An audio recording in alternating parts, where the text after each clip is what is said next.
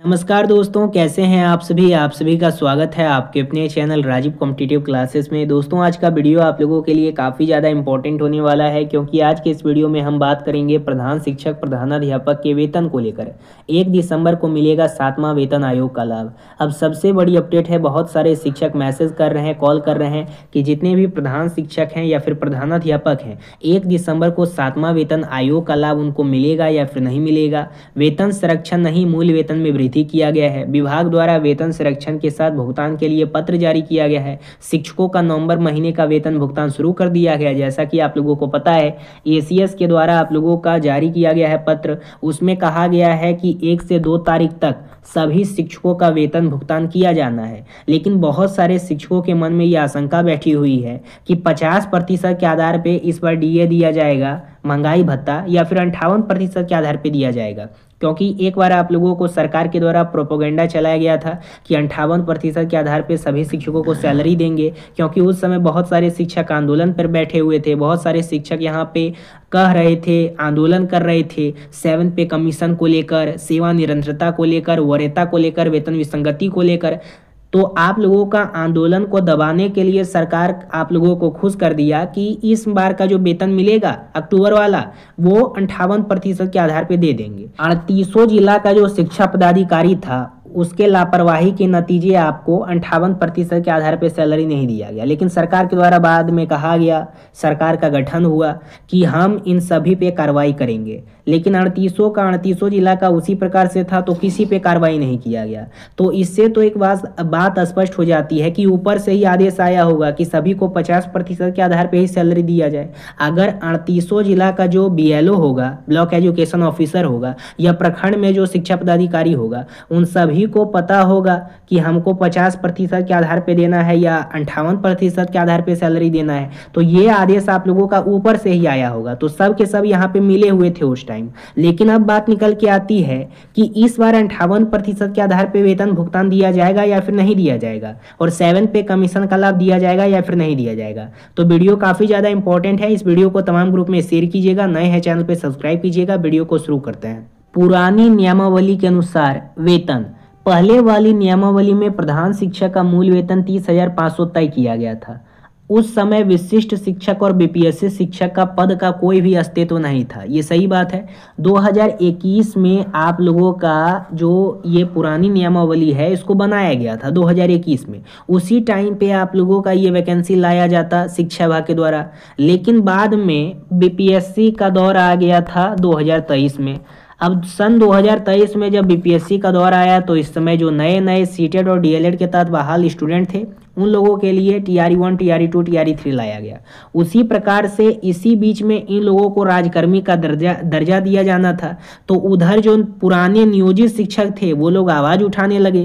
बहुत सारे लोगों का कहना था कि हम 18 साल, 15 साल, 16 साल, 10 साल से यहाँ पे टीचर हैं नियोजित के रूप में, और अभी जो नए नए स्टूडेंट आए हैं उनको आप राजकर्मी का दर्जा दे देंगे, यानी पे कमीशन का लाभ दे देंगे, और हम लोगों को पुराना पे कमीशन के आधार पर सैलरी देंगे। तो ये तो कहीं से भी न्याय संगत नहीं है, ये मानव अधिकारों का हनन है। इसलिए सरकार के द्वारा कहा गया कि ऐसे ही हम तो प्रमोशन करेंगे नहीं, तो सक्षमता परीक्षा, एक छोटा सा परीक्षा लेंगे सक्षमता, उसके थ्रू आप लोगों को स्पेशल टीचर बनाएंगे, जिसके तहत सक्षमता 1 आया, 2 आया, 3 आया, 4 आया, और आपको यहाँ पे सक्षमता के थ्रू स्पेशल टीचर बनाया गया, जिसमें 80,000 नियोजित शिक्षक बच गए। बाद में फिर आप लोगों का 2024 में, जो 2021 में प्रधान शिक्षक का नियमावली बनाया गया था, उसी को फिर से लाया गया। लेकिन इस बार ये बीपीएससी के थ्रू होना था, तो 2024 में बीपीएससी के थ्रू प्रधान शिक्षक प्रधानाध्यापक का सिलेक्शन हुआ। अब इसी बैच में आप लोगों का मूल वेतन निर्धारित किया जाता है। पुराना नियमावली के तहत जो बीपीएससी और शिक्षा विभाग के द्वारा 30,500 के आधार पर वेतन निर्धारित किया गया था, वही वेतन फिर से आप लोगों को दिया जाना था। लेकिन इसमें कोई भी फॉर्मेलिटी आप लोगों का पूरा नहीं किया गया। जो पुराना नियमावली में कहा गया, वो उसी नियमावली को फिर से दोहरा दिया गया बीपीएससी वाले में। नई नियमावली गजट में स्पष्टता दिया गया था। नई गजट में लिखा गया था कि प्रधान शिक्षक का नया मूल वेतन वित्त विभाग से सलाह लेने के बाद तय किया जाएगा। लेकिन आज तक वित्त विभाग से परामर्श पूरा नहीं हुआ। नतीजा यह रहा कि आज भी वेतन 30,500 वाले नियम से दिया जा रहा है, ना कि और प्रधानाध्यापक का 35,000 दिया जा रहा है।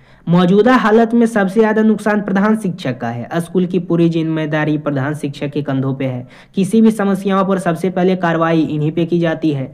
साथ ही साथ सरकार के द्वारा जो 50,000 इन लोगों को दिया जाता था वो भी छीन लिया गया। वो अब शिक्षकों को दिया जाता है 50,000। उनको कहा जाता है कि अब आप देखिएगा, नए नए जो ACS आए थे उनके द्वारा ये किया गया कि अब 50,000 जो जमा रहता है, जो स्कूल के प्रिंसिपल्स होते हैं, प्रधान शिक्षक या प्रधानाध्यापक, उनके पास ना होकर के शिक्षकों के पास रहेगा। अब वो देखेंगे किस प्रकार से मिड डे मील बनाया जाता है, या फिर स्कूल का संचालन किया जाता है, या फिर आप लोगों का सही रूप से हाजिरी बनाया जाता है, कितने बच्चे स्कूल में आते हैं। और अगर ये सभी काम सही रूप से नहीं कराया जाता है तो फिर आप लोगों पे कार्रवाई होती है, जो प्रधान शिक्षक या प्रधानाध्यापक होते हैं। किसी भी समस्या पर सबसे पहले कार्रवाई इन्हीं पे की जाती है। काम सबसे ज्यादा है, दबाव सबसे ज्यादा है, लेकिन वेतन पुराने ढांचे पर ही है। शिक्षक का वेतन प्रधान शिक्षक प्रधानाध्यापक से अधिक है। विशिष्ट शिक्षक और BPSC शिक्षक का पद प्रधान शिक्षक के बाद आया। उनका वेतन बाद में और बेहतर तरीके से निर्धारित किया गया। नतीजा, कई जगहों पे प्रधान शिक्षक के जूनियर का वेतन स्वयं प्रधान शिक्षक से अधिक है। अब देखिए, ये मामला बहुत समय पहले चला था कि जितने भी प्रधान शिक्षक या प्रधानाध्यापक हैं, जब वो लोग ज्वाइनिंग किए थे तो इस आज से ज्वाइनिंग किए थे कि हम लोगों का मूल वेतन ज्यादा होगा।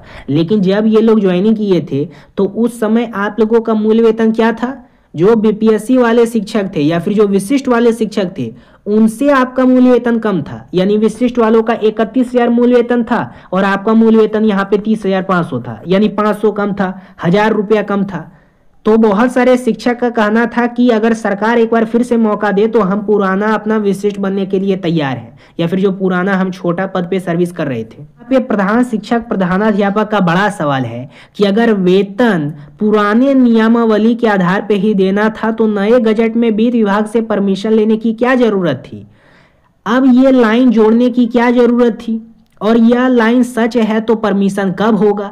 नया वेतन ढांचा कब लागू होगा? यानी पे कमीशन के आधार पे हमको सैलरी कब दी जाएगी? हमारा हक का सैलरी हमको कब दिया जाएगा?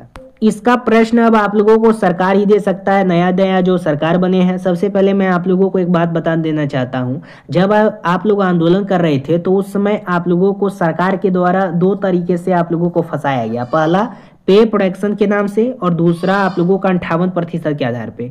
तो पे प्रोडक्शन का लाभ तो आप लोगों को दे दिया गया, ठीक है, वेतन संरक्षण का लाभ तो आप लोगों को दे दिया गया, लेकिन 58% के आधार पे सैलरी आपको नहीं दिया गया। इस बार भी आपको 58% के आधार पे सैलरी ना दे करके 50% के आधार पे सैलरी दिया जाएगा। बोला जा रहा है कि 58% के आधार पे सैलरी हम देंगे दिसंबर वाला पेमेंट में, क्योंकि उस समय तक HRMS अपडेट होगा, अभी अपडेट नहीं हुआ है। तो सभी तरफ से प्रधान शिक्षक पे यहाँ पे बहुत ज्यादा दबाव है। उसके साथ वेतन संरक्षण यानी पे प्रोडक्शन केवल नाम मात्र है।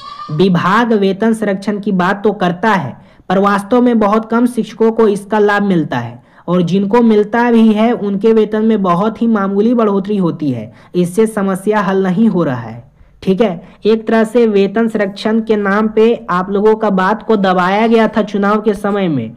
7 पे कमीशन को लेकर, 58% को लेकर, वरीयता को लेकर, वेतन विसंगति को लेकर और सेवा निरंतरता को लेकर हर समय सरकार के द्वारा आंदोलन दबाने के लिए ही कुछ भी आप लोगों का लागू किया जाता है नियम। जब सभी शिक्षक के द्वारा मिलजुल करके यहाँ पे आंदोलन चलाया जा रहा था तो उस समय सरकार के द्वारा ट्रांसफर पॉलिसी लाया गया, उसमें आपको बझाया गया।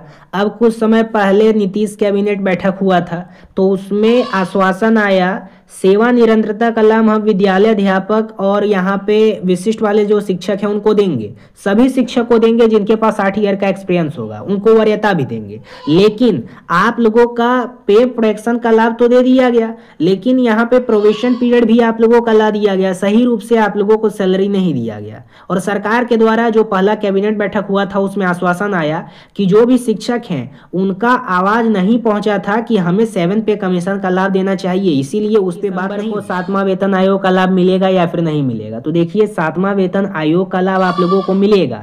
कब मिलेगा? जब आप लोगों का यहाँ पे केंद्र सरकार के द्वारा 1/1/2026 से 8 पे कमीशन लागू किया जाएगा, क्योंकि शिक्षा विभाग के द्वारा आश्वासन आया है कि जब दिसंबर वाला पेमेंट मिलेगा तो वो 7 पे कमीशन के रूप में मिलेगा आप लोगों को सैलरी, ठीक है। और उसके साथ सेवा निरंतरता के साथ आपको सैलरी मिलेगा। नवंबर वाला मतलब दिसंबर वाला पेमेंट तो वो तो जनवरी में ही मिलेगा। तो उधर केंद्र सरकार के द्वारा जब 8 पे कमीशन लागू किया जाएगा तभी आप लोगों को 7 पे कमीशन का लाभ दिया जाएगा। ऐसे आप लोगों को बिहार सरकार 7 पे कमीशन का लाभ नहीं देगी, इस बात को आप लोग समझ लीजिए।